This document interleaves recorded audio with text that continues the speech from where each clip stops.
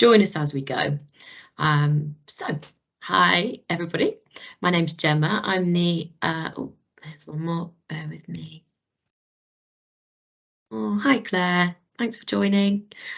Yeah, my name's Gemma. I'm the Fundraising and Marketing Officer at Foothold. Thank you for coming to our very intimate webinar today, hosted by Colin Foley. So today's webinar is going to be an introduction to neurodiversity awareness, and it comes as part of the recent launch of our brand new programme of support called Engineering Neurodiverse Futures. So this programme has been designed to empower neurodivergent engineers, students and apprentices to achieve their potential and thrive by providing tailored support and expert advice. So whether you are neurodivergent yourself or are just interested in learning more, we really hope this webinar will help to build your understanding and awareness of key neurodiverse conditions so that we can really start to celebrate individual differences and work towards empowering people to realise their full potential and seize the opportunities that these differences can bring. So, oops. My thing isn't scrolling. There we go. So before we get started, I wanted to give you a really brief introduction to Foothold by playing you a very short video.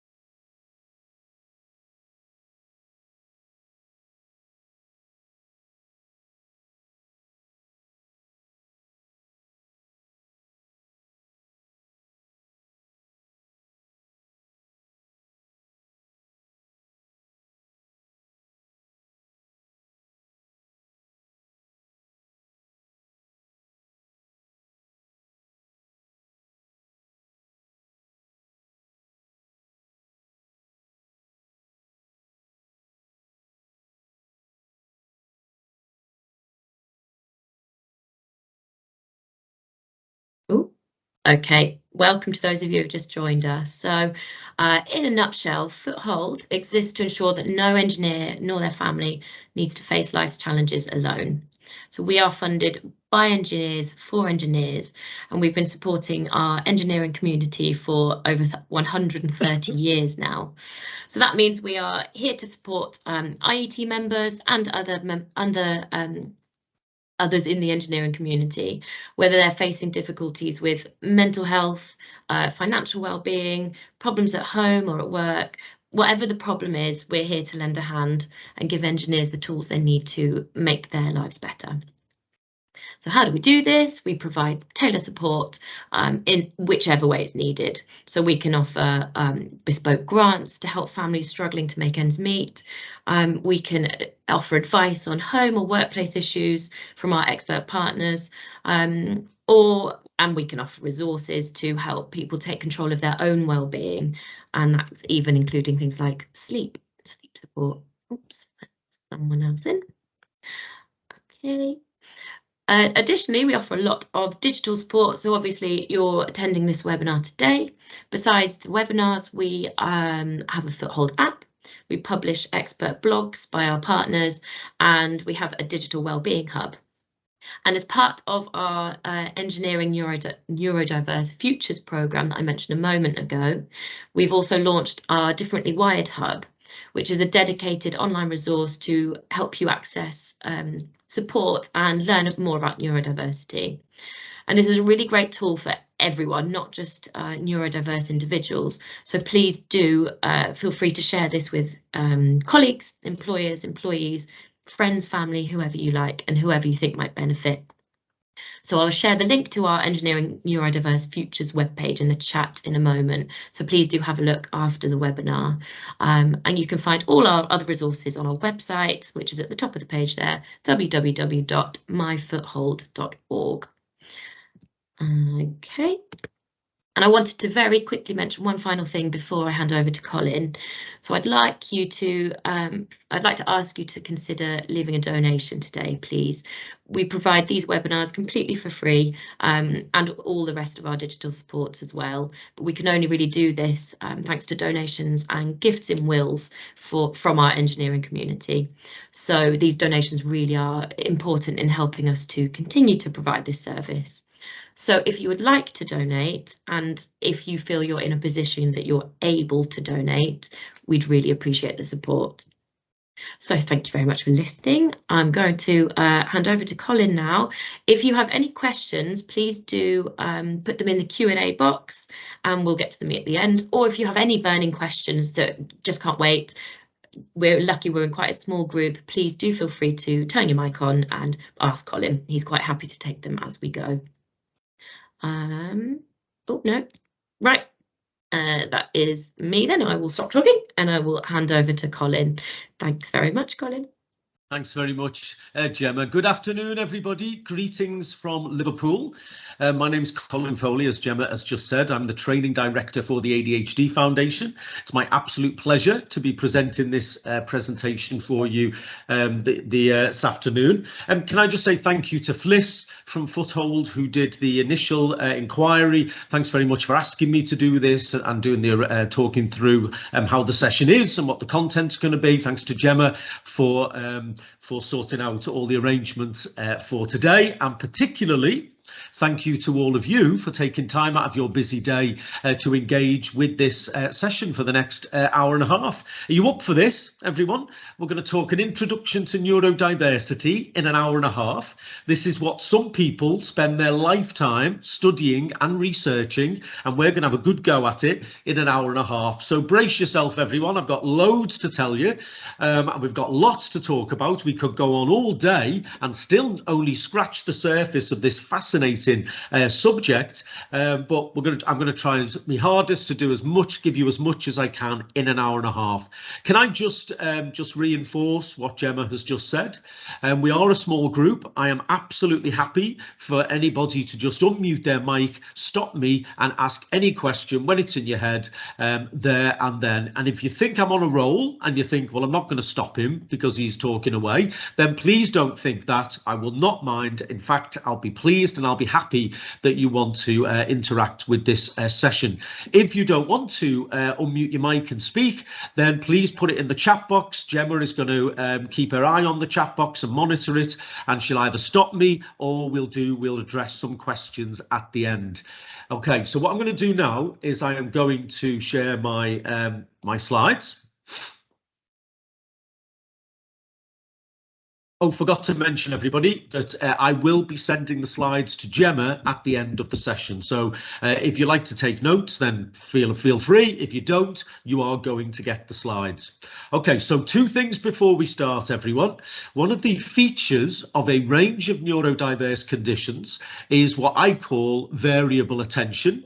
Some people call this inattention or attentional dysregulation, and we'll come to that a bit later on in the presentation. But basically, I'm asking you to sit at this, whatever device you are on, and focus upon me for the next hour and a half. And that's easier for some people than it is for others. So look after yourself for the next hour and a half. If you need to put me on mute, and as we say in Liverpool, if I'm doing your head in, and take a break from me, if you need to get up and walk around or lie on the floor or fidget or doodle or whatever it is that you do to help you to regulate your attentional system, then do it for yourself right now. OK, so as you can see on the slide there, you can see our contact details. If I inspire you this afternoon and you want to find out more about the ADHD Foundation, the neurodiversity charity, then here's how you do it. There's our social media platforms. There's our website address.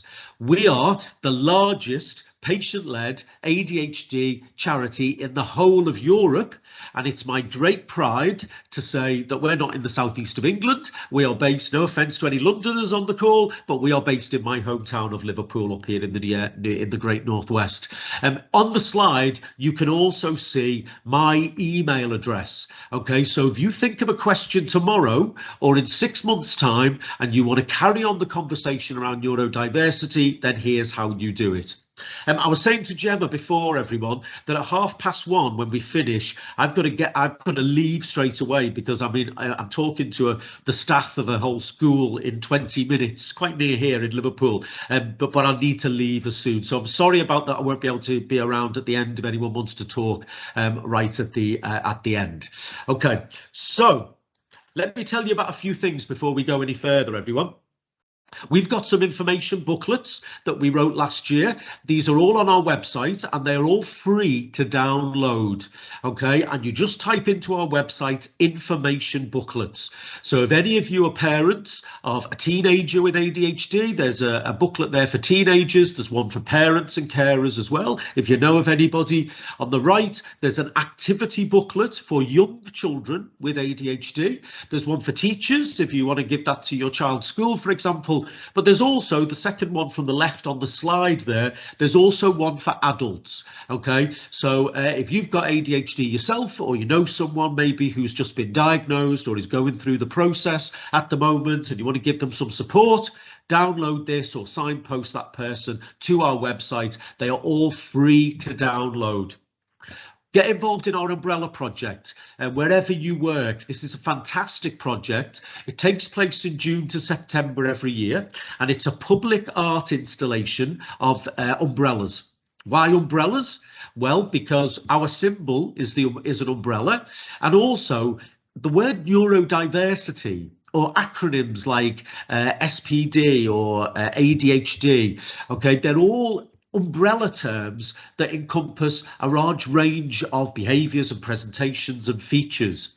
And it's about celebrating neurodiversity. It's about raising awareness. It's about getting a conversation started. We send you the umbrellas. They're all screwed in two places, so you can hang them whichever way you like. If you want to sponsor them, then you can have your logo on the umbrellas. Okay, and some people you can see there, the top in the middle on the top line, sorry, or the bottom left. These are schools, for example, who have kept them up permanently.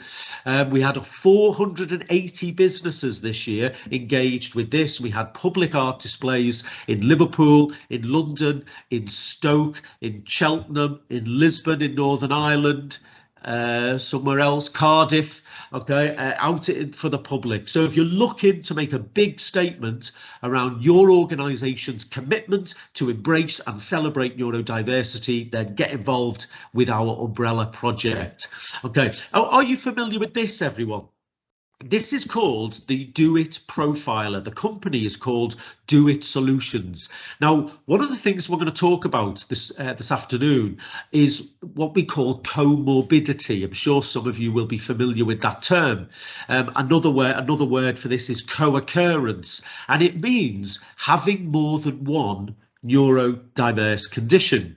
Now, what we've got in the UK at the moment is we've got the vast majority of people who are identified as being neurodiverse have a single diagnosis, when actually it should be that the majority should have a double or a triple or even more of a diagnosis. People with those dual, some of you may well have a dual diagnosis, for example, of autism and ADHD. Those people are in a minority when it should be the other way round. It's the rule, not the exception, that people will have co-occurring conditions. So why is it that we've got the majority of people with single diagnosis in the UK? Well, one of the reasons, and I'll be very upfront with you this afternoon, everyone, I don't work for the government, all right, I work for a charity.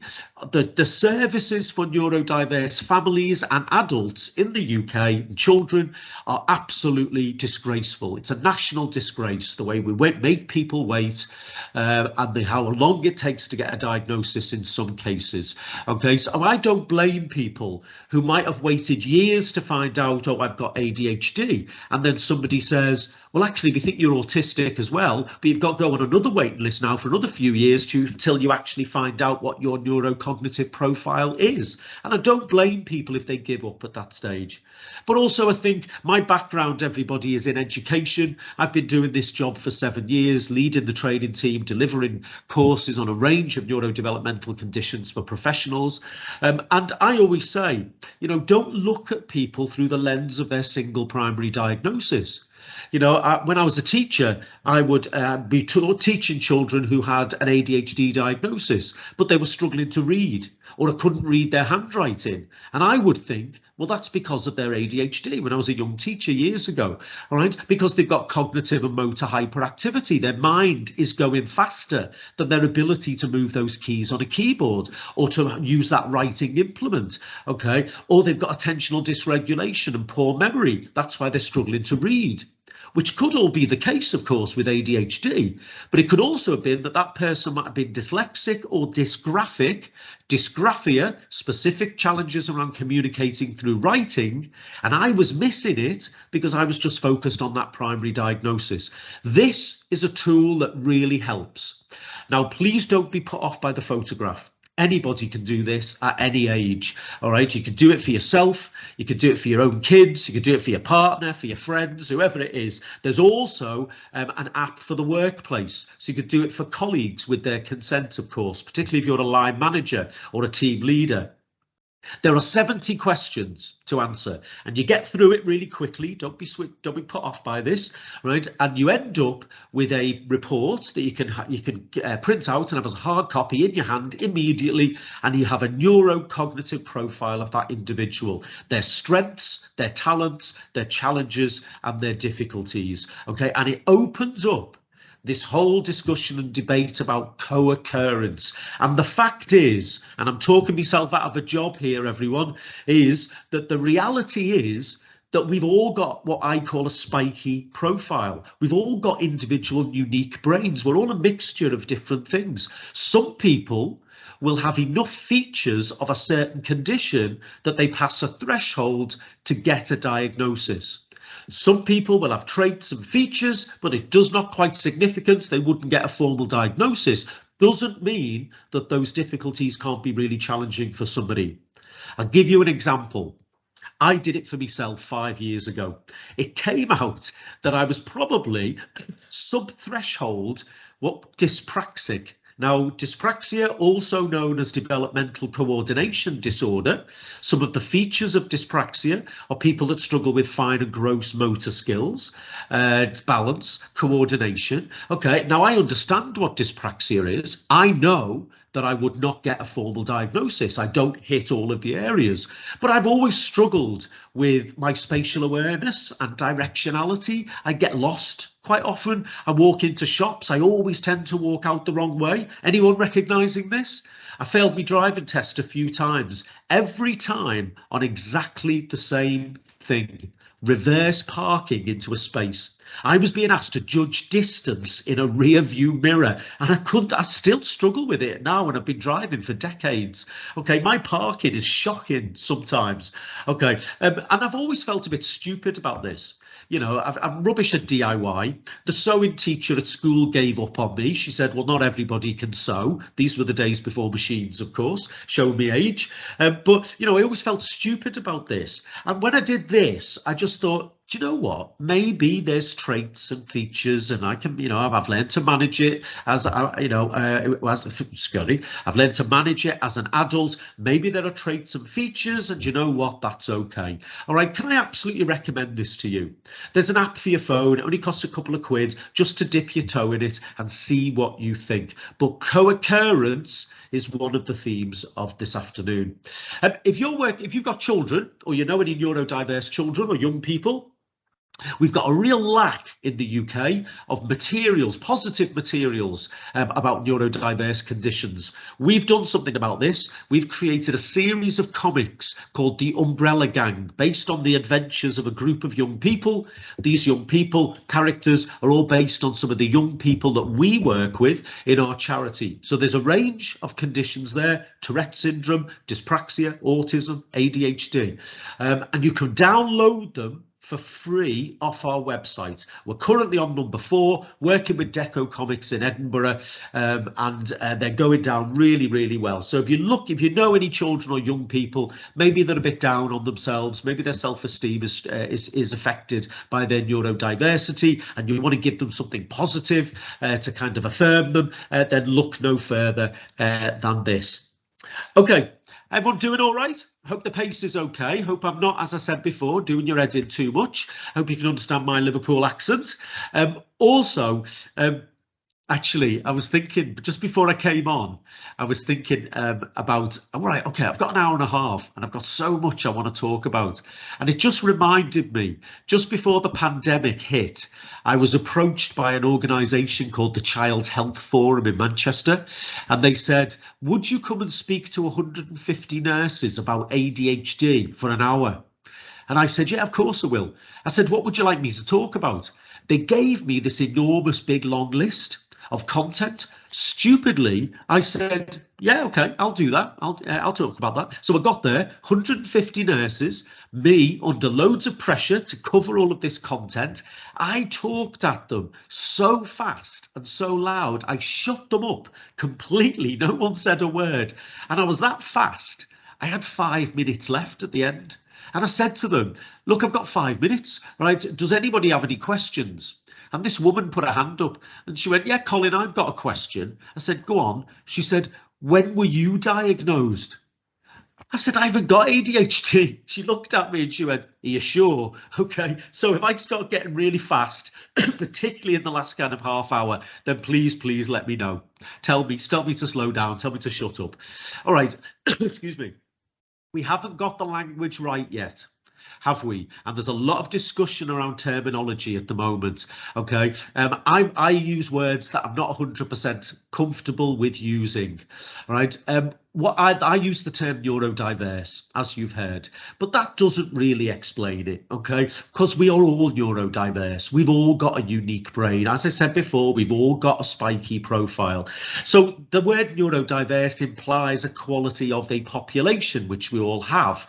I use it because it's the word I prefer to talk about people who've got conditions like ADHD, autism, dyslexia, dyspraxia, dyscalculia.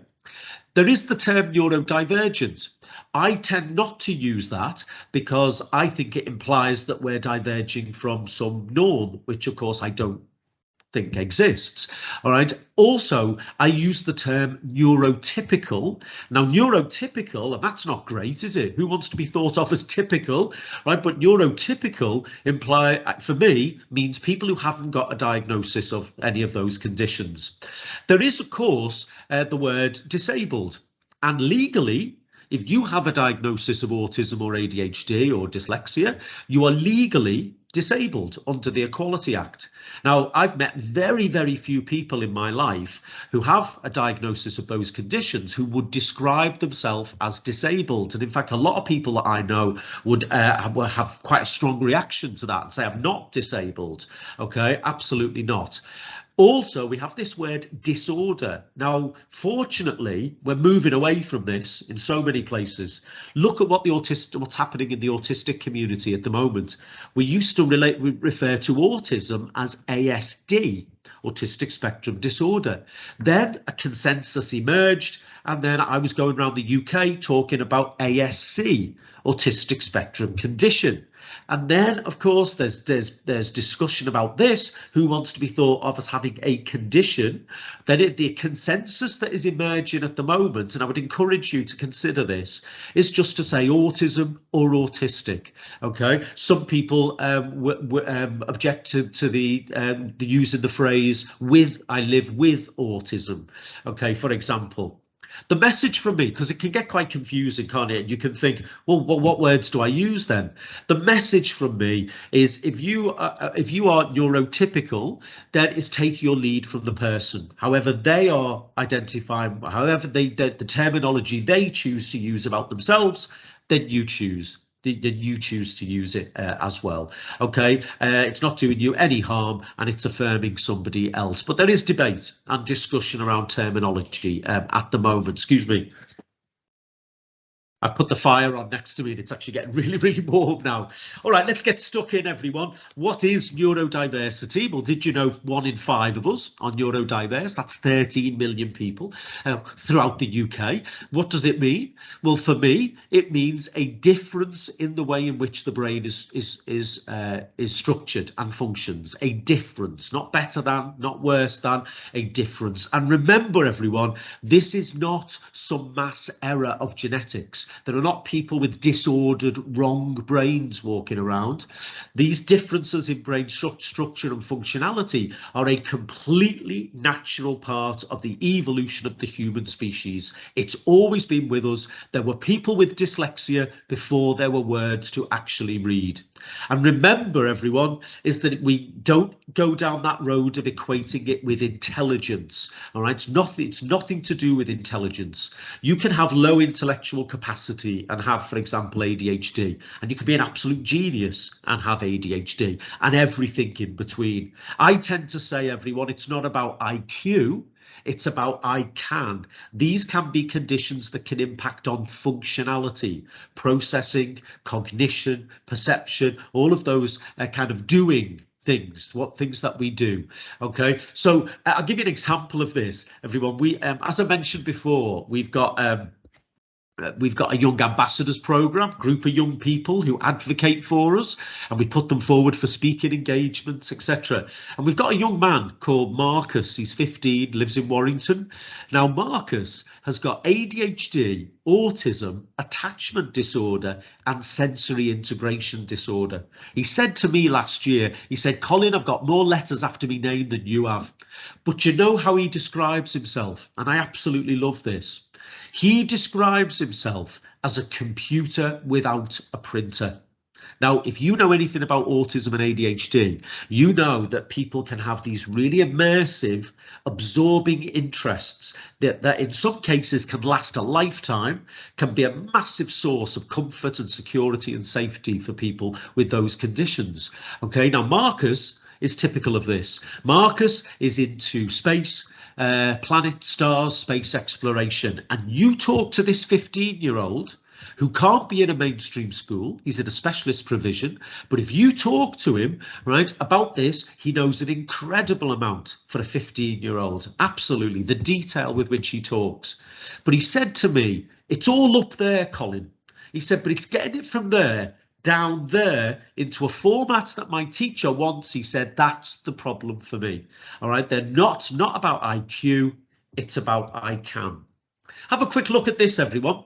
These are the incidence rates of different neurodiverse conditions in the UK at the moment. Now, we've got to be careful here.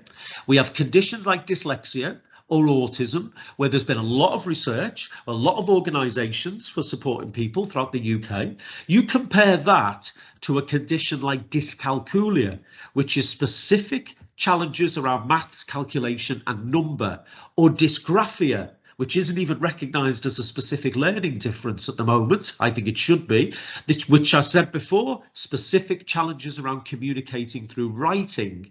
And there's significantly less research funding that goes into those conditions. There are no organisations specifically set up for those conditions. And so there's a lot of inequality going on. I was reading some research recently, everyone, that said, you know, we recognise that dyslexia is probably the most common neurodiverse condition. However, some research was suggesting that just as many people experience problems with maths, calculation and number as do with reading and writing. So maybe dyscalculia is much more common than we had previously thought. So this equates, as I said before, to 13 million people. We estimate that within there is 40% who don't currently know it or are not currently diagnosed, and this particularly impacts among girls and women, and I'll talk about girls and women in a few minutes. All right, so it's very, very common. You equate that to the workplace. There's a lot of employees out there, a lot of team leaders, a lot of employers out there who are neurodiverse. I love this image from Do It Solutions. Do It Solutions talk about your balls in a jar. We've all got a load of balls in our jar, okay? And that's your neurocognitive profile. You look at person on the left. Well, that person's got enough balls in their jar that they've hit that threshold for a formal diagnosis. And they hopefully will get support and information, and they'll start the journey for themselves about accepting their neurodiversity and living well with it, hopefully.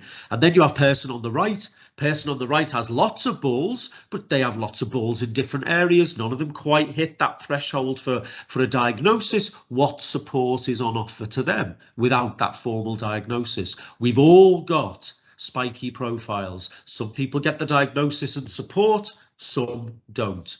So a couple of big themes before we carry on, everyone. I've talked about the first one, about co-occurrence being the rule, not the exception. Let's talk about girls and women. Now, a huge disservice has been done to girls and women who are neurodiverse. What we have in the UK at the moment is we have significantly more boys and men diagnosed with neurodevelopmental conditions compared to girls and women. And this is every single neurodiverse condition except for dyslexia. Dyslexia is the only condition where we are identifying in primary schools broadly even numbers of boys and girls. So why are we missing so many girls and women? Well, I'll give you some examples. Okay, the first one is what, in my opinion, is there are historical connections between conditions like autism and ADHD with boys and men. Now, I'm sure that you've all heard of Hans Asperger's. He was doing groundbreaking research on autism in the first half of the 20th century. Did you know that he never worked with a girl or a woman because he didn't believe girls or women could have autism, which of course we know is ridiculous. By the way, I was talking to a parent recently with a 17-year-old daughter. She just got her daughter diagnosed with autism, and she said to me, we took her when she was 6. This is 11 wasted years. When she was 6, we took her for an autism assessment, and the assessor said, your daughter hasn't got autism because she made eye contact with me, she smiled at me, she said hello, and she had to go at the assessment. How ridiculous is that, everyone? Okay, not all people with autism will have challenges around eye contact. Some people will, some won't. It's a spectrum.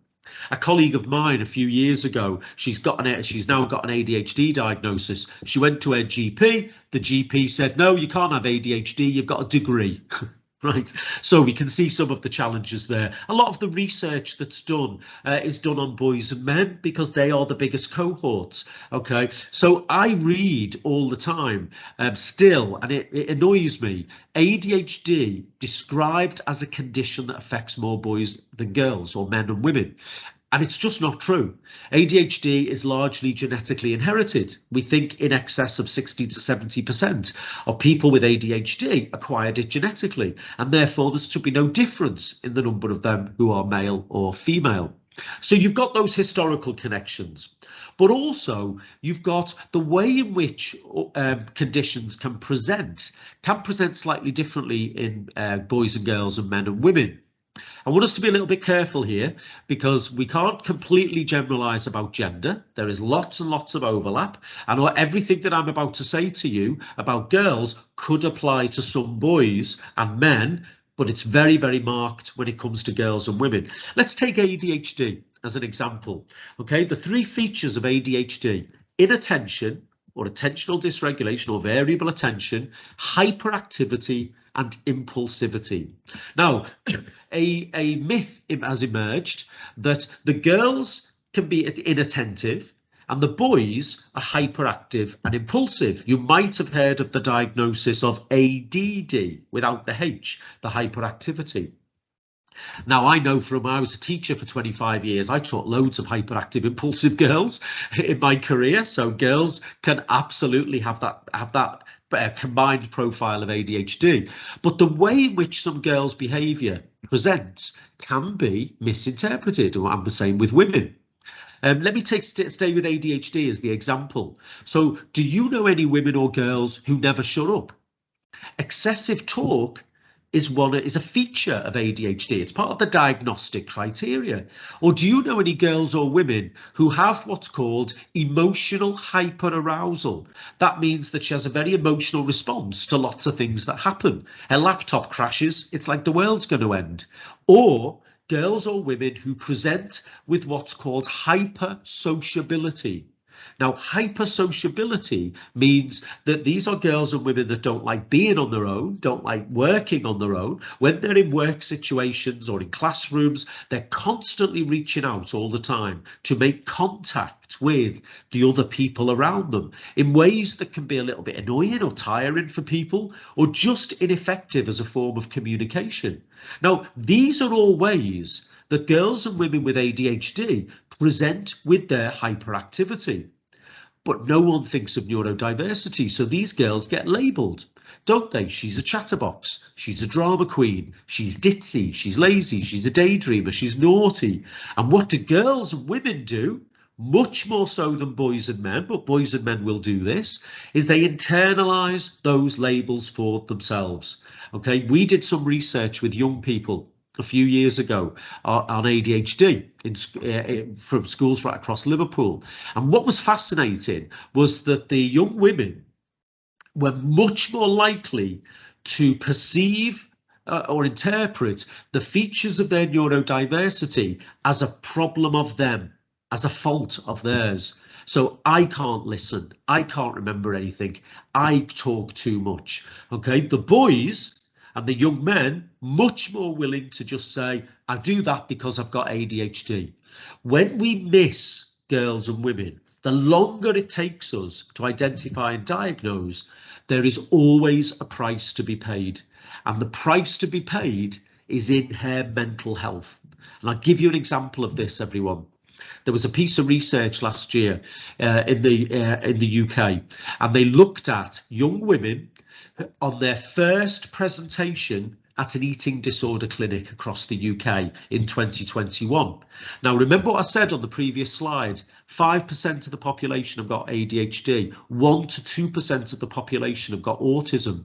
What they found was 38% of those young women had either ADHD and or autism. So you can see, can't you, some of the vulnerabilities, particularly around mental health, that can arise the later we identify and diagnose, the price to be paid for missing girls and women.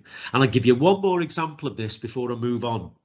With ADHD, the diagnostic rates in the UK at the moment are 4 to 1. This is children, 4 boys to every 1 girl. We're actually moving backwards, sadly. Before the pandemic, we got to 3 to 1, and that had taken years. We're back on 4 to 1. But when you look at adults, right, it's 1 to 1, and it has been for years and years. Every 1 adult woman to every 1 adult man. And in fact, the Guardian newspaper last March printed an article that said, for the first time ever in the UK, inquiries for ADHD assessments by adult women had overtaken men for the first time ever. So we can see, can't we, that many, many, many women come to their diagnosis of their neurodiversity during their adulthood. Okay, if you go on ADHD Twitter, it's fascinating. It's full of women in their 40s, 50s, 60s, all saying, I've been treated for anxiety, depression for years and years. I've been on every antidepressant, every anti-anxiety med on the market. Nothing's worked. How awful must that be, everyone? And finally, they get the diagnosis of their neurodiversity. They're treated for that. Mental health can improve, addictive behaviours can come down, for example. So I just want to say to you all, is if you're working with women, got women in your team and they're neurodiverse, or they might be undiagnosed, but if they have got a diagnosis, always bear in mind she might have had a much longer, more difficult and more protracted journey to that diagnosis than the man who's sitting next to her, for example. And the last point I'll make about girls and women, of course, is, and you might be familiar with this term, masking or camouflaging or suppression. What this means is people actively trying to hide or suppress the features of their neurodiversity. And it's very, very common amongst girls and women, but boys and men will do this, and we don't talk enough about that. Okay, and it's exhausting over time, and it takes a toll of mental health over time. If you're constantly checking yourself all day, right, if you're constantly holding back, then, you know, how can you do your job successfully? Are you really going to be present in any relationship that you have? Okay, you're going to be able to achieve at school doing that. It can make it harder to diagnose, of course, because it can make it harder for people to spot the signs if somebody is masking. What's fascinating is that the point at which people are so used to masking that they're actually not conscious that they are masking, because they just go into it automatically. We've talked about masking with autism for many, many, many years, and that's well established. We're beginning now, thankfully, to start talking about masking in other conditions as well. Keep an eye out for the women be aware quite a number of women won't be diagnosed, and they might have had that difficulty getting diagnosed. And then that leads me to number 3, everyone, which is the mental health vulnerabilities of neurodiversity.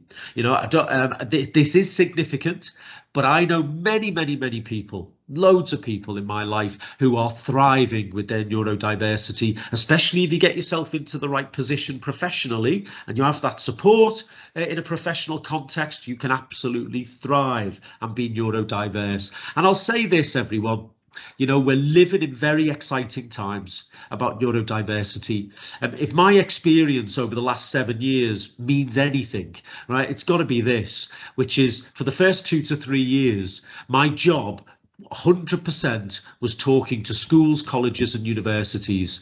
I would say now around 60% of my work is talking to businesses, companies and organisations such as Foothold. So many people are now starting to talk about this. So many people in the workplace with diagnoses of different conditions who are saying, I've got legal rights, I'm entitled to reasonable adjustments, let's have that conversation. Or businesses and companies that are saying to us, work with us because we want to, you know, kind of brand ourselves with you, because we want to attract the best people to come and work for us. And some of those people might be neurodiverse.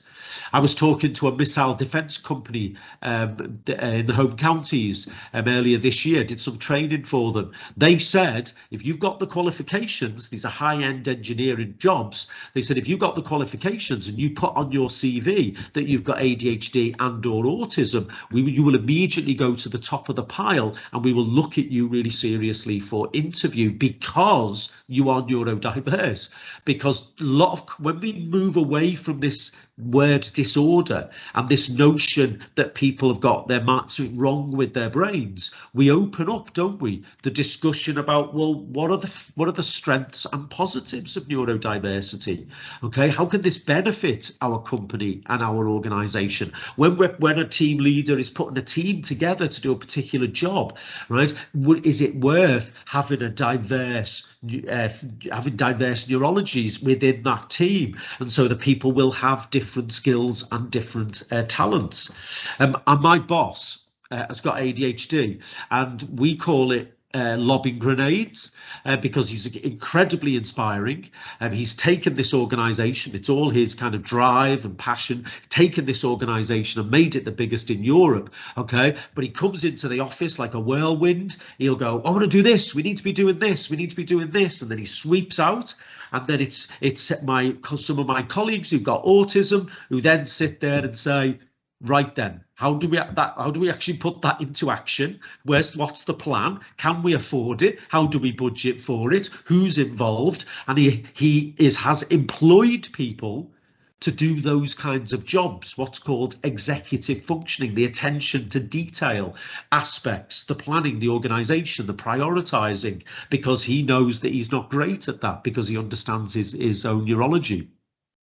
Okay, but there are mental health implications, sadly, and there are people who've got significant challenges with this. Somebody with ADHD, for example, is 6 times more likely to develop a mental health condition across the lifespan. Tourette's Action, who are a great Tourette's charity in the UK, their research would suggest as high as 60 to 70% of people with Tourette's syndrome will develop poor mental health across the lifespan. The National Autistic Society last year published research that said as high as 50% of young people with autism would meet the clinical requirements for an anxiety disorder diagnosis. This morning, I was reading a piece of research that's just been published this week from King's College London that brought together data from schools and hospitals together. It's not been done before, and saying that a neurodiverse diagnosis combined with school absence makes people 3 times more likely to be involved with self-harming behaviours. So, the risk of self-harm is particularly acute, and I mentioned before, eating disorders as well. So particularly anxiety. And often neurodiverse people can experience in their childhood emotional dysregulation. One of the features, for example, of a range of conditions is a delay in emotional development. So people can be quite immature as they're growing up, okay, and going through their adolescence. But how does that translate into adulthood if they've never been supported or managed? What we know with ADHD, for example, is that about 20 to 40% of young people with ADHD will develop what's called oppositional defiant behaviours. The condition, as you can see on the slide, is ODD, oppositional defiance disorder. And this is a trigger around authority. Sometimes the young people can have great friendships, there are no problems with their peer group, but when you're talking about parents or teachers or adults or other adults in positions of authority, they're triggered by that. You also have, in the last couple of years, the emergence of a discussion around what's called RSD. Now, RSD stands for rejection sensitive dysphoria, or some people call it rejection sensitivity. And this is particularly a feature of ADHD and autism. And this is where people find criticism difficult. They're triggered by that, and it can present in two ways. You have what's called high anger RSD, and that's where people have angry outbursts, or in some very extreme cases are violent and aggressive when they're criticised, or the assumption that they're going to be criticised, or just the fear of being criticised. And then you have what's called high anxiety RSD, and this is where people start to shut down and withdraw. You know, I won't go out for drinks after work on a Friday. I won't go for that promotion. You know, I won't go to that party because I'm fearful that I might be criticised. So people start to kind of hold themselves back, or become real people pleasers and start to lose sight of themselves, do anything so that people will like them, so that people won't criticise them. If you're recognising this, everyone, can I recommend something to you? There is a great online magazine from the States for ADHD called Attitude. So it's www.attitude.com. So it's attitude with two D's, not two T's. If you go on their website, if you type in rejection sensitive dysphoria, there's a survey that you can do, or you can do it for somebody else, of course, that will, you know, that will open it up and give you a bit of an idea of, you know, am I experiencing this, or that somebody that I'm working with or somebody I know is experiencing this. So there can be mental health issues around. The most common mental health difficulty, of course, for the whole population of any age within the UK is anxiety. All right, and if many children are highly anxious who are neurodiverse in school, how does that then translate into adulthood? With many it doesn't, of course. People learn to self-manage and live with and accept and embrace their neurodiversity and don't experience those mental health challenges as adults, but some people do. Okay, hope we're doing all right, everyone. What time is it? Oh my God, it's already 1:45. Okay, hope you're still with me. 1:45, I mean. All right, my advice to you, everyone, if you are working with somebody in the workplace, or particularly if you are a line manager or a team leader with somebody who is neurodiverse, right, recognise that everybody is unique. Don't look at someone and think you're autistic, therefore you're going to present like X, Y, and Z. We are all the unique collection of our genetic inheritance, our lived experience, and the environmental factors that are on us at the time. My advice to you would be ask. Now, let's be careful here. Okay, because I don't believe that we should put all the onus on, you know, on somebody. For example, you say to somebody, okay, you're autistic, right? Well, you tell us everything about autism. You know everything. Don't assume that people know anything. They might not. You know, you can be in and out of a psychiatrist's office. This happens to us all the time, and they can leave and you can have a diagnosis. With ADHD, it can be prescribed medication, of course, and people ring our office and they say, well, what's it all about? What is it? I don't know, right? What are these medications? What are they doing to my brain? Okay, so don't assume that somebody is going to know everything, but then again, don't put that pressure on somebody. I would suggest to you, you know, like you're doing right now, everyone, do a little bit of work, do a bit of research, say to somebody, you know, I've been on courses about autism. I know a thing or two about autism. I've learned this bloke from Liverpool told us X, Y, and Z. What do you think of that? Do you recognise that? Is that what it's like for you? You know, so show you've been willing to put some work in, but then ask, don't make assumptions, listen to what they say, and then adapt your practice accordingly to the extent to which you can. But also, that last word, negotiate. And I'll say this, everyone.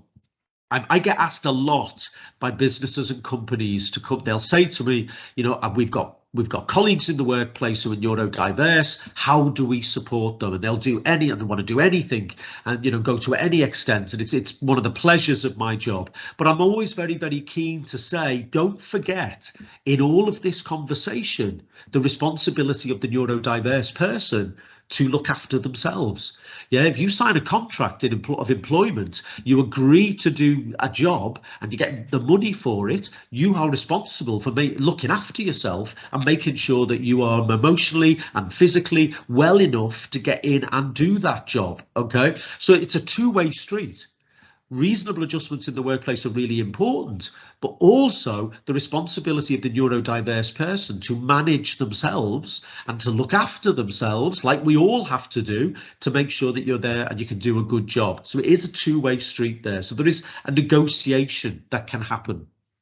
But why is it such, you know, an important discussion to have, of course? And I've mentioned it before when I talked about teams coming together. You know, neurodiversity, what lots of people are talking about now, can be a competitive advantage in business. All right. And I've just put on there, you know, some of the features of this. I'll tell you what's going on at the moment. We're doing a lot of work with higher education at the moment, but in the UK, nobody's collecting these figures. So no one's asking universities and colleges to say how many neurodiverse students have you got and how are they doing. Anecdotally, we know that there's a significant dropout rate. Okay, people don't complete courses, they get on courses, but they don't finish. But we don't know what the national picture is, sadly. Okay, and a lot of these colleges now are saying, come on, we need to do this. We need to, you know, change what we're doing, change the way we teach, change the way we structure courses, so that we make sure that people, you know, who can get to university who are neurodiverse achieve within that environment.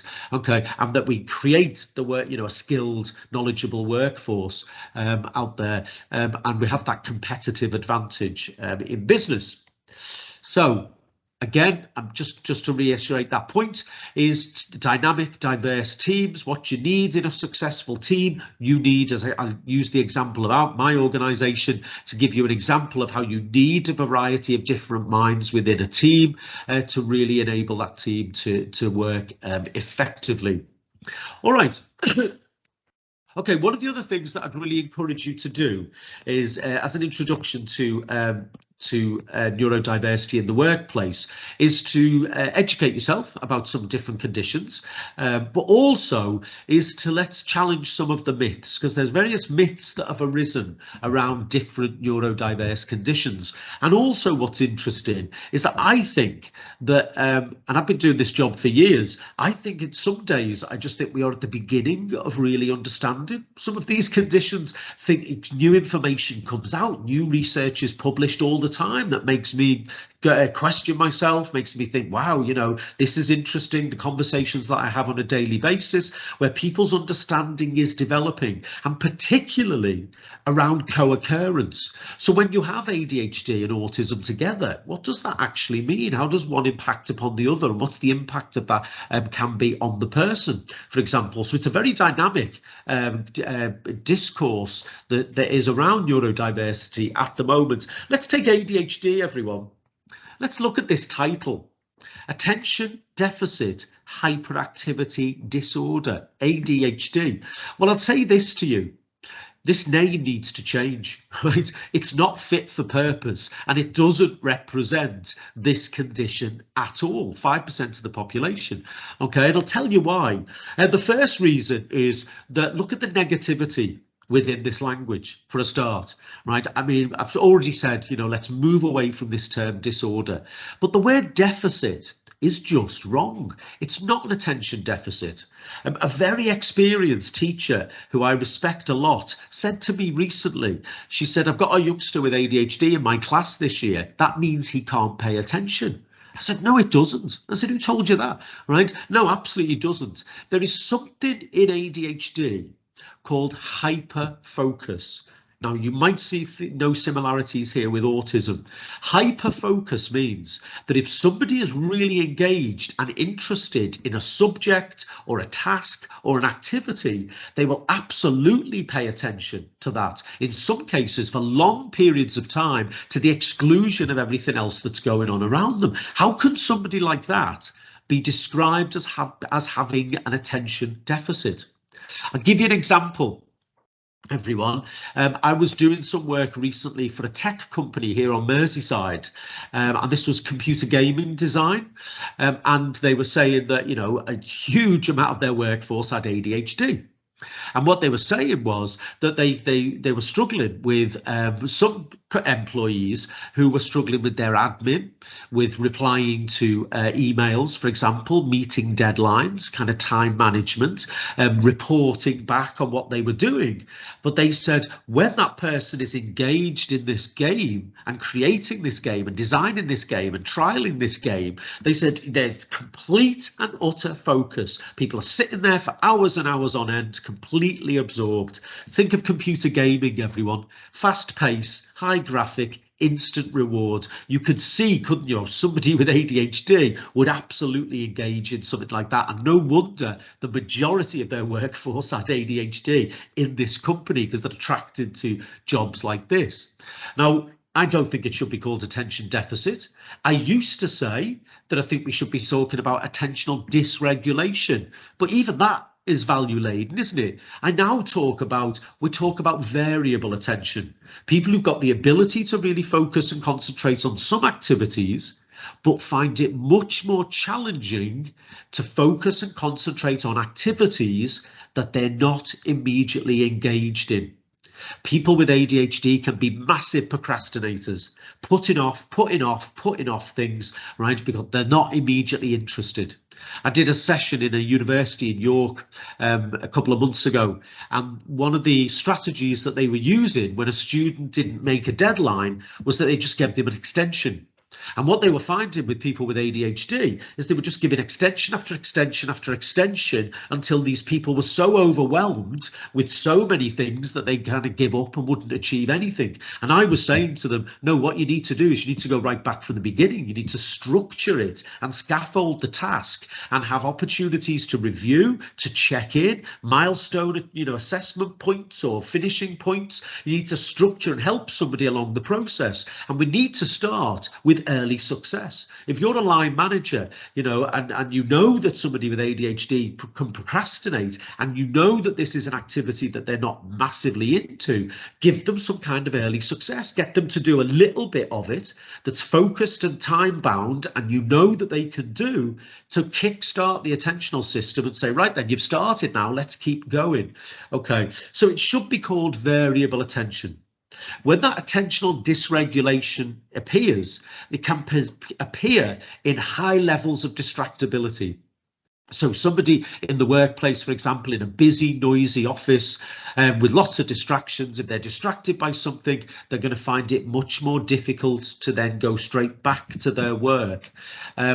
And this relates to something called working memory, which I'm going to talk about in a little bit, because working memory is your ability to hold information while simultaneously doing something with it for goal-directed behaviour. So if you can't hold that information securely and it's not externalized into a format, then getting back from the distraction is going to be much more challenging. You'll need much more focus.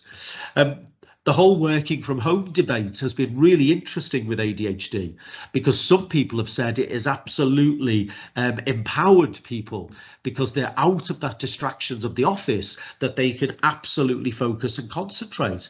Other people have said, actually, I need the structure and the oversight within the office, because working from home hasn't worked because there are so many distractions at home that you could be doing instead of working, for example. And when I talk about reasonable adjustments in the workplace for ADHD, you talk about quiet spaces, ear defenders, similar to autism, little screens around work. I've got a colleague who's got autism and ADHD. When she's at her computer in an open plan office, she has a little disc on the desk and it's either green or red. And when it's on red, we know leave her alone. When it's on green, we can go over and interrupt her and ask her something. Okay, that's very, very clear. But also, I've worked with line managers who've talked to people with ADHD around when do you take phone calls, when do you look at your inbox, right? Let's do that for a period. Now that you do this piece of work, you don't answer your phone, you don't answer any emails, you just do this piece of work. Then you have a period of time where you catch up on your inbox or you catch up on the calls that you've got to make.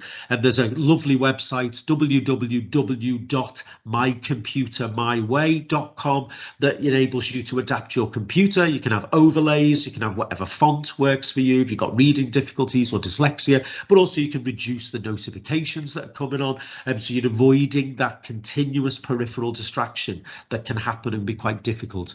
And it's all about, everyone, it's all about a neurochemical in the brain called dopamine.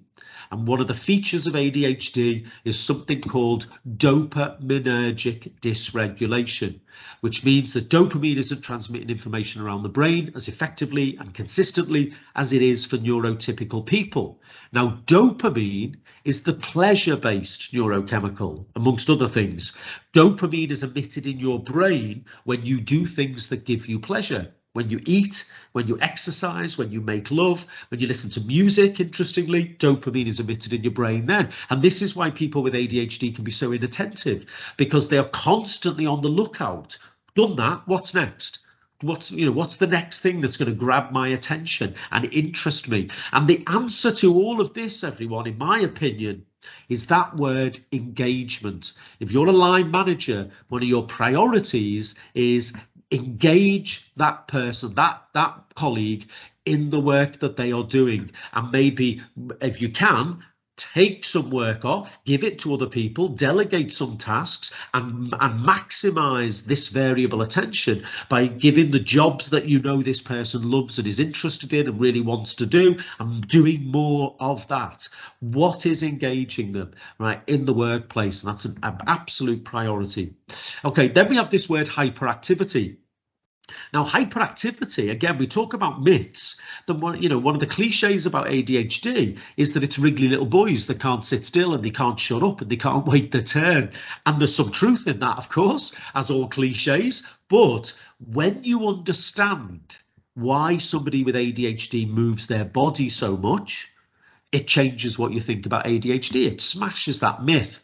People with ADHD can move their body a lot. So you often see restless leg, and you often see rapid eye movement, or fiddling with things, or playing with things, just lots and lots of physical movement. And why are they doing this? Well, because movement stimulates the transmission of dopamine in the brain. So we must let people move with ADHD. They move in order to learn. They move in order to focus and concentrate.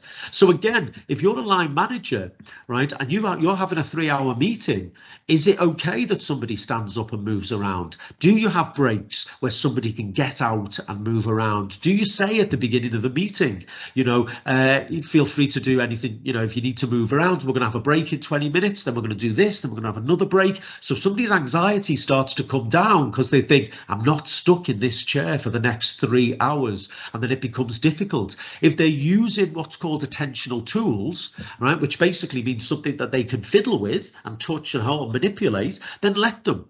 Okay, what's the issue with that? If it helps focus and concentration, then do it. One of the best things that you can say to a colleague who might be struggling with their ADHD is, how physically active are you in your work, in your life, sorry. I know many people, friends of mine with ADHD, they go to the gym before work, they go to the gym at lunch, they go to the gym after work. Their day is structured around cardio exercise. Why are there so many professional sportsmen and women with ADHD? Because they are self-medicating themselves all day, every day, with the amount of physical activity that they're doing. Okay, and how in the workplace do we enable that to happen? I was down in a marketing company in London, and you should have seen this office. It was incredible. And they had a little gym, little mini gym space. They had basketballs. They had a punch bag on a hook, you know, and there were just people there just bashing away at this punch bag or running on a treadmill, and everybody else was getting on with the work. You know, they had incorporated opportunities for physical movement right there and then in the office, and it was brilliant. But you also have, that's what we call motor hyperactivity, everyone. But you also have what's called cognitive hyperactivity. And these are people whose mind works very, very quickly, and their mind goes, and it might go off in different directions. So you might be talking to somebody with ADHD and they might change the subject. They might talk over you. They might start talking about something and then they move and they shift, and you're running to catch up with what are we talking about now, right? I would suggest, you know, first of all, when we challenge the myths, we also do what's called flipping the narrative, which is we start looking at why do we think of all these things as deficits. So somebody who moves their body so much, actually, if that's helping them to hyper-focus, then that's an asset. But also cognitive hyperactivity, again, can be an asset. I've found in my experience that I've known people with ADHD thriving in jobs like retail, some aspects of retail, sales, marketing, finance, sports, the arts, right? Professional settings where there is a fast generation of ideas, where there is a lot of variety, but there's a lot of decision making, but it's quite pacey, of course, a real low percentage of repetitive tasks, monotonous tasks to be done in the workplace. And this is a real asset if you've got somebody who thinks very quickly, who has lots and lots of ideas. A friend of mine who's an ADHD coach, and she's got ADHD, she said to me once, she said, I have more ideas, Colin, before you've had your morning coffee than you are going to have for the whole day. She said, my mind is just working 100% all the time. This can be an asset. And I would suggest that if you are a line manager, then think about, you know, having opportunities within, say, a meeting where you just have an ideas dump or a questions dump, and he just says, like, come on, let's just think really quickly. Let's get on so many ideas. Stop. Now we've done that. Now let's do something else. But providing those opportunities to work with somebody's neurology as opposed to against it. So as you can see just about ADHD, everyone, that there are a number of myths. One of the other myths, everyone, about ADHD is impulsivity. And again, impulsivity always being seen as a negative. There's lots and lots of research. It can be difficult and it can have impacts on health and safety, of course, impulsivity. And I think of, you know, engineering roles and you know, some of the environments that you're working in and the health and safety aspects of impulsivity.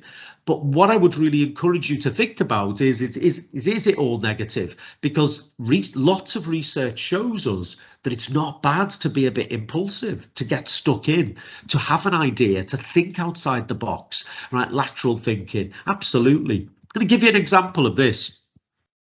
There's a young woman who we've been working with, her and her mum, since she was 6 years old. Very hyperactive, very impulsive young child with ADHD, and we've worked with her for many years, and she got through school because she was really sporty. She was the captain of everything, the football team, the netball team, the hockey team. She was in it all, the gymnastics team. And every single day she was practicing or playing, and every weekend and every holiday.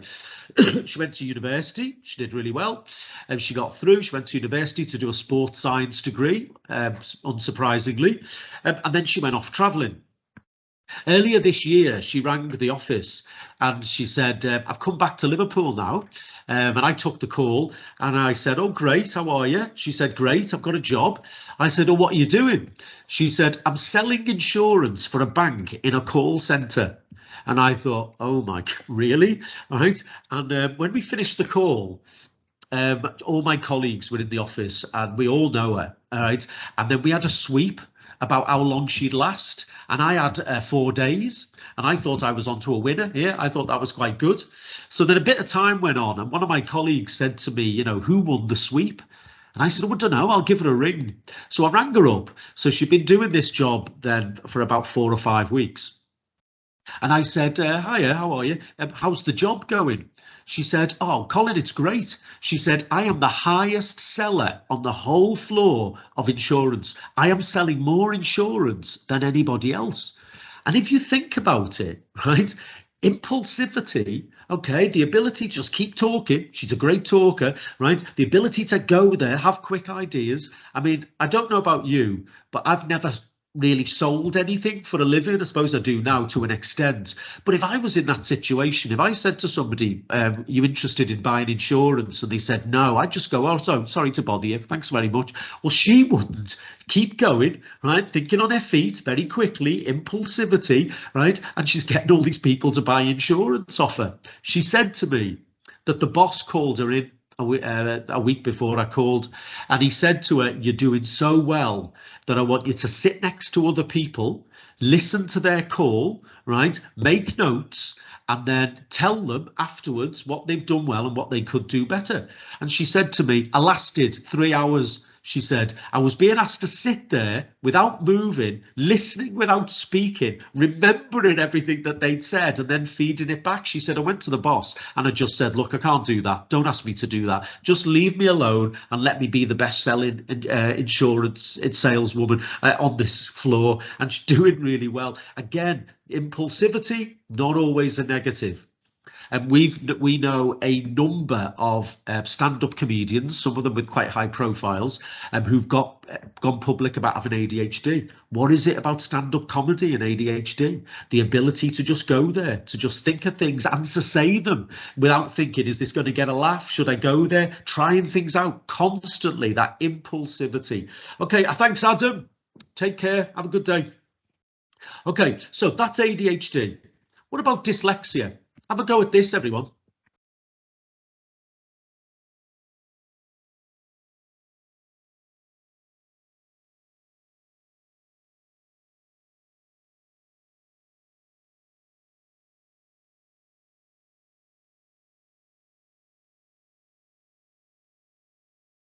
Okay, so you might be thinking, I'll take that slide off when I'm talking because you're just going to be staring at the slide and not listening to me, aren't you?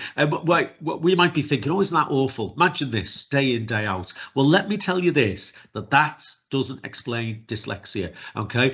Some people with dyslexia, in extreme cases, will experience written text like that, or to a spectrum of it, but not everybody, okay? So this idea that letters jump around and move, or the letters can be seen backwards, you know, affects some people with dyslexia, but not everybody. Okay, it's one of those myths that we need to challenge. And what time is it? Okay, let's look at autism, for example. And I'll tell you what's really interesting about autism, I think, at the moment, is certainly in the last kind of 2 to 3 years, I think what's happening much more is that the voices of autistic people are coming to the fore much more so, and they're really challenging autistic adults, really challenging some of the things that happened to them during their childhood, some of the so-called support programs that they were put through. And, you know, as adults now looking back and reflecting and saying, actually, that didn't work. You know, that was neurotypical people trying to push me into this neurotypical paradigm and get me to be more neurotypical, when actually, you know, I'm not. I've got autism. I spoke at a conference in Kidderminster a couple of weeks ago, and I got a cab from Kidderminster station to the hotel. And the cab driver was asking me, you know, what you're doing in Kidderminster, and I told him, and he said to me, I've got a 10-year-old daughter with autism. I said, oh, right, how's she doing? He said, not good. Said she's been out of education for 2 years. They can't find, big long story, but they couldn't find a school for her, which is disgraceful, that she'd been out of education for that long. And he said, you know, it's impacting us all and everything. And he was getting me case out the boot, and he stopped and he sort of went, do you know what the problem with my daughter is? And I said, just stop there. I said, your daughter hasn't got a problem. Right, your daughter's problem is everybody else. Okay, and he looked at me and he just started crying, and I'm stood there in this hotel car park thinking, oh, right, what have I said? You know, and he said, no one's ever said that to me before, and I've never ever thought of it before. He said, I've just looked at my daughter as she has all of these problems that we have to manage and solve and get over and learn to manage, when actually she's being herself. right? People have got the right to be autistic, okay? But she's just being herself, and it's us. It's the people around that need to adapt, need to really look at the world through or try to look at the world through the lens of somebody who's autistic. And that's what's really changing with this debate about autism. Similarly, I've got see that slide on the top right, and I've not had a chance to change it. I did a session yesterday and presented this slide, and this woman said, "No, Colin, I've got to pull you up on this. When you say difficulties responding to other feelings, right? And she was really insistent. She had an autistic child. She was really, she was saying, don't be going down that road thinking people with autism don't have empathy. People with autism can't understand what other people are, can't understand that somebody's happy or sad or worried or stressed, whatever. The issue, she said, is much more around somebody's might have challenges with responding to that and how to respond to that. One of the myths about autism, of course, people with autism don't want friends. They want to be on their own. Well, that's just a complete nonsense. The genetic imperative of human beings is relationship driven. All right, they're the most important people in our lives, and it's exactly the same for somebody that's autistic. Now, they might want to get away from situations at times. There can be sensory overload, like you can see on the slide there. It can be overwhelming. It might just be hard work, confusing, fast moving or whatever it is, and they might just want to go away and regulate. I ran a training course for a music agency in London. Now, this was an interesting one, because usually I get asked to, because there's a neurodiverse colleague in the workplace and managers want to know how best to meet their needs. This was the other way around. The woman who approached me said, there's two of us that run this agency that own it, and they said, we've both got autism and ADHD. We want our employees to understand us more. I thought, how brilliant is that? So we're doing this session, and there was a lovely moment, because obviously they go to a lot of live gigs, and there was at one point, this one woman said, she was talking directly to her boss in this meeting, and she went, "Oh, I get it now." She said, "So when you walk off on me in a gig," she said, "I've been thinking that you don't like me, that I'd said something that had upset you, and then I'd kind of worry and ruminate about this, or you just thought I was boring." And the manager was like, the boss was laughing, and she was saying, "No, gigs, live music can be quite overwhelming in a sensory way for somebody with autism." So she said, "I know myself." She said, "I know that I just need to walk away at times, just be in a bit of a quieter space, and I've got strategies to regulate myself that I've learned, and then I'll come back in and I'll carry on." Right? It was just a lovely moment. The same in the bottom left there, everyone, which is this myth that that these, sometimes they're called restricted and repetitive interests. And again, I think we need to flip the narrative of this. It's not a negative to have a specific, really an absorbing interest, right? It can be a huge source of comfort for somebody, and a huge source of interest and engagement for somebody. So we shouldn't look at it like that. But if you've got somebody who's autistic who's doing what's called stimming behaviors, and these are repeated movements, physical movements, very often rocking, but not all the time. It can be sounds, it can be physical movements. When you're working with someone like that doing this, don't automatically assume this person is in distress. I need to go and ask them if they're all right. I need to get them to stop doing that, for their well-being. No, actually, one of the reasons why people engage in stimming behaviors is because it's a way of self-regulating. It can be a way of reducing anxiety for somebody. So actually, my advice would be just let people, leave them alone, let them, right? Okay. And then of course you've got that communication, and this, I think, sometimes if you're neurotypical, this is one of the challenges with autism, particularly in terms of how do we adapt and change the way we speak and sort of things that we say that will best support somebody with autism. You've heard the very classic strategies, haven't you, about sarcasm and idioms and literal understanding of language, and it's about really exploring that. But I think in the workplace between adults, and remember, any autistic adult has had years and years of communicating with people and has learned strategies for themselves and adapt. And I would just say, let's have this conversation. You know, you can talk to somebody, can't you, and say, well, you know, what is it about my language that's not helpful? You know, how could I adapt and change and, you know, work with my language that would, my, you know, spoken communication that will, and written communication, of course, that would, you know, support you better. And I think many organisations are having these discussions with autistic colleagues in the workplace. So there's been a lot of myths that have emerged around autism. And as I said to you a few minutes ago, I really think that we are just at the beginning of really opening up what that experience is like for many autistic people. Okay, a couple of others. Well, let's look at DCD, Developmental Coordination Disorder. Gemma, how are we doing for questions? We got any? Hi, Colin. We haven't had any posted yet. I think it's been so comprehensive. I've got a few of my own, but happy to wait until the end if you wanted to get through some more. So how's this, Gemma? So I'll talk for about another 5 minutes, and then we've got 5 minutes at the end. Okay, is that enough time? Yeah, that's plenty. Yeah, thank you. Great. Okay. All right. Thanks, Gemma. All right. So developmental coordination disorder. What's the cliche about this? Clumsy kids, right? These are kids who tend to miss the crawling stage and just get up and walk.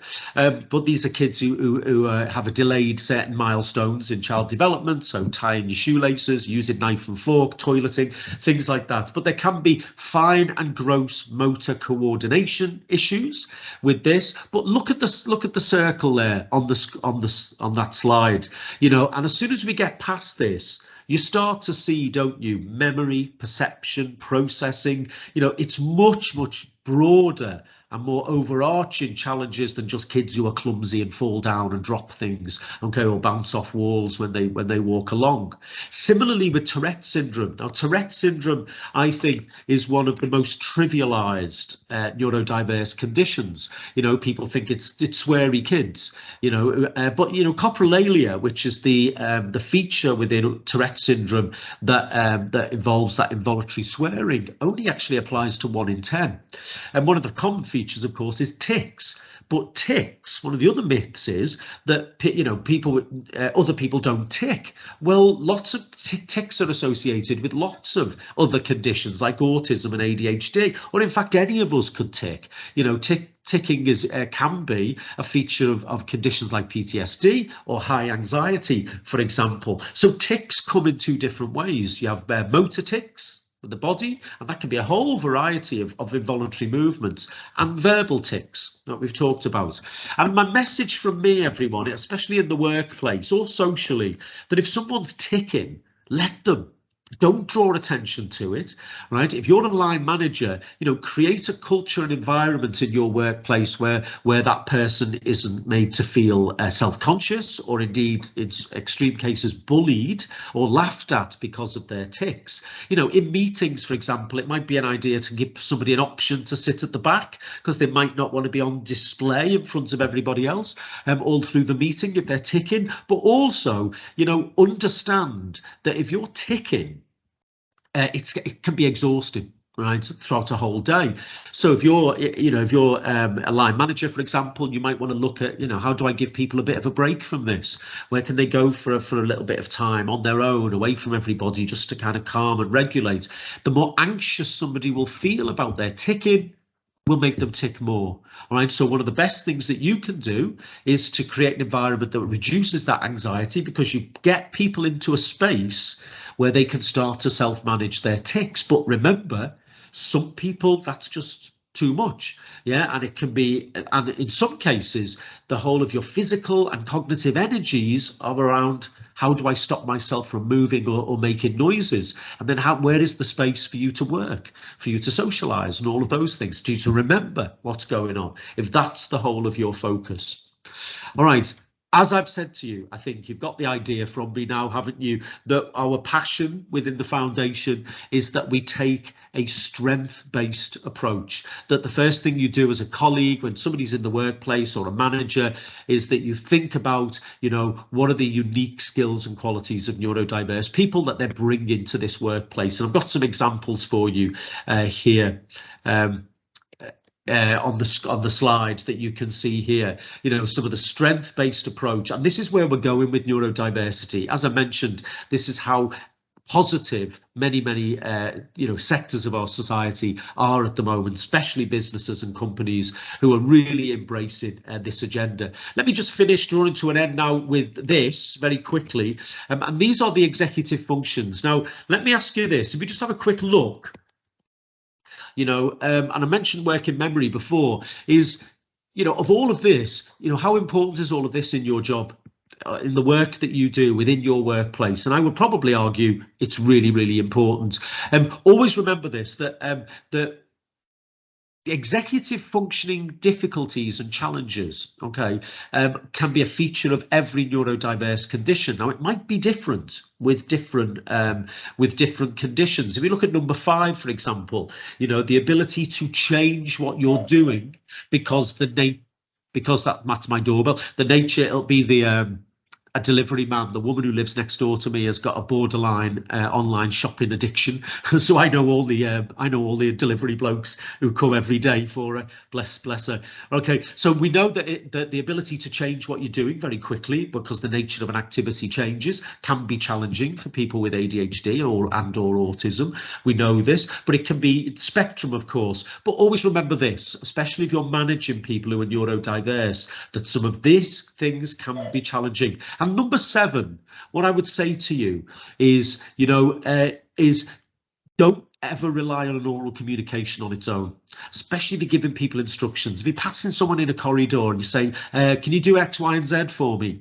And someone says, yeah, of course, you know, and you walk away, don't think, you know, they've got ADHD or Tourette syndrome or dyspraxia, don't think, well, that's sorted then, right? Always back it up, right? Any of your written communications, make them as visual as possible. Visual processing is stronger than auditory processing for most neurodiverse conditions, and therefore back everything up in a written email and make it, if it's a plan, make it as visual as possible. Lots of boxes, lots of arrows, lots of ticking off. Okay, just to finish, everyone, here's my big 6 strategies. Okay, number 1 is, let's explore the spiky profile of somebody. Let's understand if someone's got a primary diagnosis, they might have another diagnosis that they haven't got yet, or they might have traits and presentations. Understand variable attention, not dysregulation, and that engagement is the key to this. We didn't talk about talking very quickly. For many neurodiverse people, they like to externalize a lot more, so let people talk. We talked about movement, supporting planning, organization, prioritizing. You see how quick I'm getting now, everybody, because I want to get Gemma's questions in. How do we support memory? How do we externalize as much as possible to support someone in that way? And how do we adapt our communication style? And we've talked about it with reference to autism, and I include with this written communications and reading as well, but also how do we support people with dyslexia in the workplace? Thanks, Mel. Cheers for that. Okay, so we're going to move to the 5 minutes quickly of Q&A with Gemma. If you can't stay for the Q&A, everyone, my best wishes to you. Thanks for engaging with this, and all the best. Have a lovely weekend, which is nearly coming. Okay, everyone, cheers. Right, Gemma. Wow, thank you so much, Colin. That was fascinating and so comprehensive. I've lined up some sections and some times on here where I'm going to go back and re-listen, because that was just so interesting. And also thank you for all the brilliant tips as well about what we can do in the workplace, and, you know, how we should be embracing people's differences as assets. That's really worthwhile stuff for us, so thank you. Yeah, a couple of questions from me. I think you mentioned 60% to 70% of ADHD is inherited. So for the rest of the percent there, can it develop spontaneously? And is it as a result of in response to an event or a trauma, or? Great question, Gemma. There's a lot of debate about this at the moment. I'll tell you where I stand on this. My answer to that is no, is that ADHD is you're born with it and you live with it. Okay, there has been discussion about later onset ADHD, teenage onset ADHD. Some of the research is really controversial around there. These might be, and I tend to think so, is that children and teenagers that were very well supported. ADHD wasn't particularly evident, or certainly wasn't an issue, and then a life event happens that can happen to all of us, that impacts on our anxiety, our mental health, and then ADHD symptomology can start to really develop. And what's really interesting, Gemma, is that we know that there are trends from the research globally. For example, stress and trauma during pregnancy. What is the extent of exposure to adrenaline and cortisol throughout a pregnancy? That has been linked to higher rates of neurodiverse conditions. IVF, older parents, both men and women, sperm degradation has been linked to higher incidence of neurodiversity. Sperm degrades as men get older. We used to think men could just go on forever, didn't we, having babies? Well, not the case. Just the risks of older mothers, just the case for older fathers as well. The really interesting one, Gemma, is prematurity at the moment. And we've got babies, and lots of babies surviving at 24 to 26 weeks. And we look at, actually, the brain has still got a lot of development to do, already. So we shouldn't be teaching children to read phonetically, for example, how letters sound when they're born at 24, 25 weeks, because the area of the brain that's in charge of phonics hasn't even developed then. Massive piece of research a few years ago, Gemma, with 50,000 children who, this is in the UK, who were born at 24, 25 weeks and survived, and they tested them all for ADHD. 66% of them tested positive for that. So prematurity is an issue as well. So you're right to say that it isn't all genetically inherited, and there can be environmental factors and that can impact on that. But I would say no. Obviously, Tourette syndrome is the exception here, because you can acquire Tourette syndrome, and that's been linked with epilepsy. It's been linked with traumatic brain injury, stress and anxiety, significant adverse life events. Gemma, I'm going to have to go. You've got to really go. Sorry, I'm looking at me. I'm looking at my watch. I'd love to. I've got an eye on it too. That's absolutely fine. Thank you so much. That answered my question. Presumably, if anyone's got any questions, they can email you or come via us if they think of anything up. Absolutely. Brilliant. Yeah. Well, thank you so much, Colin. That was fantastic. And really are you going to talk about? Are you going to? Oh no. Okay. All right. Fine. It's all right. If you want to go, and I can do our little roundup bit at the end. So thank you. Take care, again. everybody. I will just thank you for engaging. Control. Oh, 1 second, Colin. Let me just take control. Is that going to work? Thanks, Terry. Actually, yeah. If you stop sharing, it might let me. Okay. In there. Thank you. Bye, everyone. Hey, thanks, Colin. Okay. Let me just share my screen very quickly. Okay. Wow, I hope you all really enjoyed that. I know I did. A lot of information from Colin there, but there were some really interesting points. And I hope that, yeah, that will help you in the workplace, or if you have, any neurodiverse colleagues, friends, anyone you know, or you yourself. I hope that gives you a better understanding. I definitely feel like I've come away with that. So I just wanted, thank you to Colin again, and thank you all to joining us as well. The link for this recording, webinar recording, will be emailed to you next week, so please keep an eye out for it. And if you have any comments or feedback for us, we'd really love to hear it.